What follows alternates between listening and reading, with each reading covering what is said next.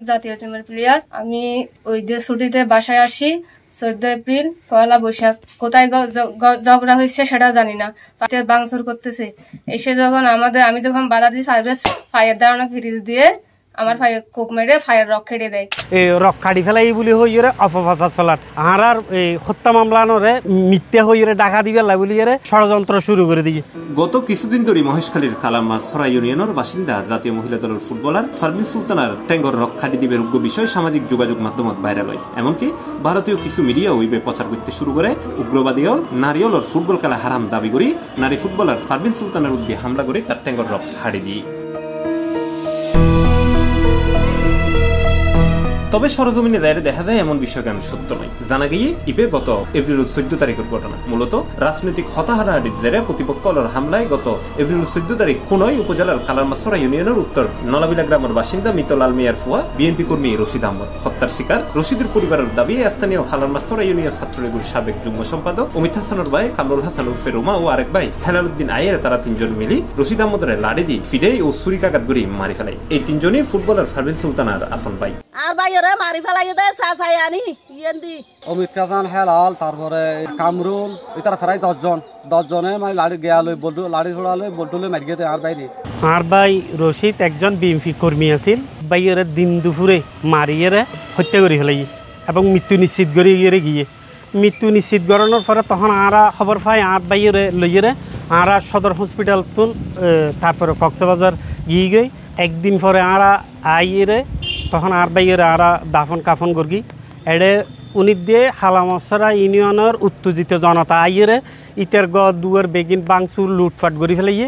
আব্দুর রশিদের পরিবারের গড়া মামলার তথ্য পুলিশের ভাষ্য মতে স্থানীয় ছাত্রলীগ নেতা অমিত হাসানের ফোনে নিহত বিএনপি কর্মী রশিদ আহমদের রাজনৈতিক প্রসঙ্গ লই তর্ক বিতর্ক হয়। এক পর্যায়ে এটা মারামারি ও হাতাহাতির রূপ লয়। এটি রশিদের হত্যার পর অভিযুক্ত অমিত হাসান অর্থাৎ ফুটবলার ফারবিনুর বাড়িতে হামলা চালায় বিএনপি কর্মী রশিদের লোকজন। ইয়েলে গত জুন 2 তারিখ সংবাদ সম্মেলন করছে ফারবিন ও তার পরিবার। সেদিন ফারবিনুর ঠেঙ্গত খুব দিয়ে তার রক হারি দেয় বলে অভিযোগ করছে। তারপর আমার মা বোন সবাইকে নির্যাতন করে ওরা অনেক মালামাল আমার ইন্ডিয়া রুপি 1,36,000 টাকা নিয়ে যায়। আমার মায়ের 5 লাখ টাকা 10 ভরি আমার 2 ভাবির স্বর্ণ আর বাড়িতে অনেক দান ছাল ছিল অনেক কিছু ছিল ওরা লুটফাট করে সব নিয়ে যায়। আমার ভাইকে রেজাল করিমে মাথা বাড়ায় খুব দেয়। ওরা সবাই আমাদের অনেক নির্যাতন করে। আমার ভাই যখন আঘাত করে আমি এটার বিচার আমার ক্যারিয়ার নষ্ট হয়ে গেছে, আমি এটার বিচার চাই। ফুটবলার ফারবিন ও তার বোনের দাবি তার বাড়িতে লুটগড়ি টিয়া পয়সা স্বর্ণলঙ্কার সহ বহুত কিছু লয়ে যায় বিএনপি কর্মী রশিদুর লোকজন। এমনকি এই ঘটনায় সম্পৃক্ততা নতাহেবের পরেও ফারবিন সহ তার পরিবারের মেইফলেরও হত্যা মামলার আসামি করা হয়। রশিদকে খারাপ মারছে আমরা জানি না, হঠাৎ করে পারভেজ বাহিনী আমাদের বাড়িতে এসে হামলা চালায়। ওই সময় আমার বোনকে অনূর্ধ্ব-19 দলের জাতীয় টিমের প্লেয়ার ওকে দাঁড়ালো ছুরি দিয়ে পারভেজ ফায়ার রক কেটে দেয়। আমার ভাই কামরুল বাড়িতে ঘুমাইছিল, ও যখন আসে তাকে মাথায় কোপ মারে রেজাউল। এরপর আমার বোন রুজিনে এসে যখন একে ধরে আমার বোনকে নজরুল লোহার রড দিয়ে বিভিন্ন জায়গায় আঘাত করে।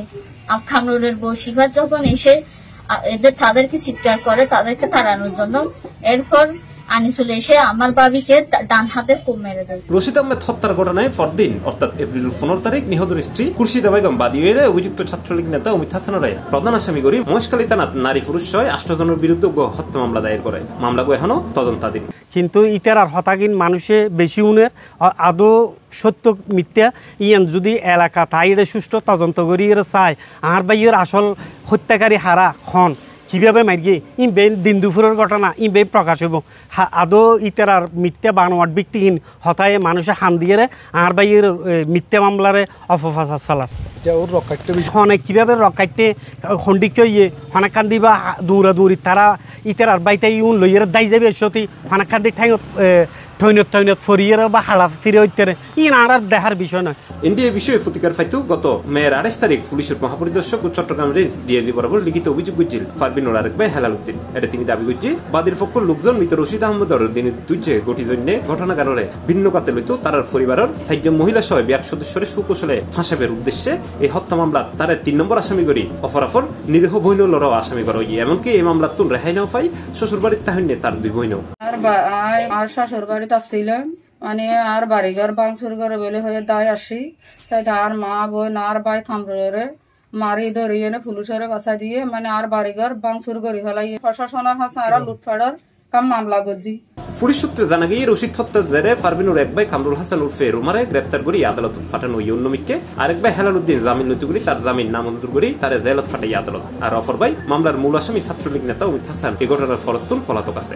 এইসব বিষয়ে জানতে চাইলে কক্সবাজারের মহেশখালী থানার ভারপ্রাপ্ত কর্মকর্তা মঞ্জুরুল হক হইয়ে এই ঘটনার পরে ধর্মীয় উগ্রবাদের কোনো সম্পর্ক নাই। ফারবিনুর বাড়ি হামলার প্রেক্ষিতে ফারবিনুর পরিবার আদালতত মামলা দায়ের করছে, যেটা ভাঙচুর ও লুটপাটের কথা উল্লেখ তাইলেও রক্ষারিবের হতা এটা উল্লেখ নাই। পারভিনের ফ্যামিলির লোকজন রশিদ হত্যা মামলার আসামি। ওটা একটা মার্ডার মামলার, যে পারভিন আক্তার কথা বলতেছেন উনি ওই মামলার আসামি। পারভিন ও নারী ফুটবলার, ফুটবল খেলতেন বলে তার বাসায় হামলা করা হয়েছে এবং কার কার নাকি রক কেটে দেওয়া হয়েছে, এরকম একটি কথা আমরা শুনেছি। না না, তার ফুটবল খেলার কারণে তার রক কাটার বিষয়ে আমাদের কাছে কোনো তথ্য নাই। কি তথ্য আছে? ওইখানে মার্ডার করছে, তারা মার্ডার মামলার আসামি। ওইখানে বিক্ষুব্ধ জনতা, এলাকার লোকজন ওদের বাসায় ভাঙচুর করছে, এতটুকুই আমরা জানি। ওই যে উগ্রবাদ বা ফুটবলের বিষয়কে কেন্দ্র করে তার পায়ের রক কাটা হয়েছে, এই ধরনের আমরা সত্যতা পাই নাই। তবে এই ঘটনায় দুইয়ের বিষয় উদ্বেগের। তার একানব্বই বিএনপি কর্মী রশিদ হত্যারে কেন্দ্র করি দুই পক্ষর শত্রুতার বিষয় গানরে বাংলাদেশত উগ্রবাদের জন্ম হিসেবে প্রতিষ্ঠা করিবেন চেষ্টা চালার উগ্রমহল। আর অন্য গান দি একখান রাজনৈতিক সহিংস ঘটনার বলি অম্ফুজি একজন উদীয়মান ফুটবলার। এমনকি বৈশাখের ছুটির বাড়ির দায়ের তাতুন অম্ফুজি হত্যা মামলার আসামিও। ফারবিন আক্তার আর হনুদিন ফুটবলে মারত দূরিত পারিব কিনা ইয়ে এখন অনিশ্চিত। আর দেশত এই ধরনের রাজনৈতিক সহিংসতা শেষ হইব হতে ইয়ে নিয়ে এখন বড় প্রশ্ন। C+ TV, Chittagong.